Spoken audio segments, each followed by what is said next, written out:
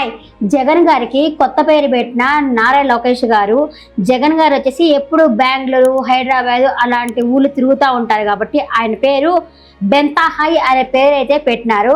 అలా కాకుండా భాస్కర్ అవార్డు వచ్చే లెవెల్లో నటిస్తున్నారు అని చెప్పేసి అయితే ఆయన అన్నారు. రపరప అనేది మీరే కదా, ఈ సినిమా చూపిస్తే ఎండు కార్డు వేసేది మేమే కదా అని చెప్పేసి అయితే ఆయన అయితే అన్నారు. దాని మీద మీ అభిప్రాయాన్ని కమెంట్ సెక్షన్లో కమెంట్ చేయండి. గొడ్డలిపాటి జగన్ ఎందుకో కొంచెం ఫీల్ అయ్యాడు దానికి.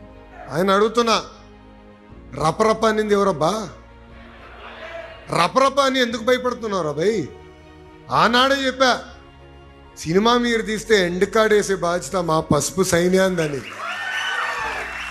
అరే నిజంగానే జగన్మోహన్ రెడ్డి గారు యాక్టింగ్లోకి వస్తే భాస్కర్ అవార్డు వచ్చేస్తుందండి ఆయనకి. భాస్కర్ అవార్డు వచ్చేస్తుంది.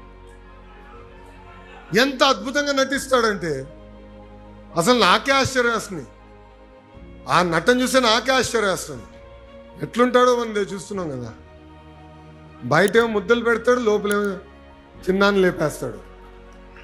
అందుకే ఆ రపరప పార్టీని సంగతి కూడా చూసుకోవాల్సిన బాధ్యత మనందరి పైన ఉంది. ఆ రపరపాలు చెప్తున్నా, అన్నీ చూస్తూ మేము ఊరుకోరా భయ్. మీరు రపరప అంటే మేము తగ్గుతాం అనుకుంటున్నావా? జగన్ గారిని చూసినా, వాళ్ళ తండ్రి గారిని కూడా చూసినా ఎవ్వడు మమ్మల్ని పీకలేకపోయాడు. మీరు ఒక లెక్కన అంటున్నారు. జగన్మోహన్ రెడ్డి గారికి ఒక మంచి పేరు పెడుతున్నారు, బెంతాహై.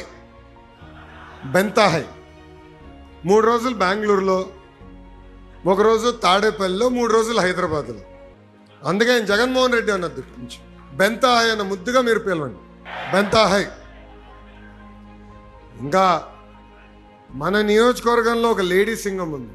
ఎవరు? మాధవిరెడ్డి గారు.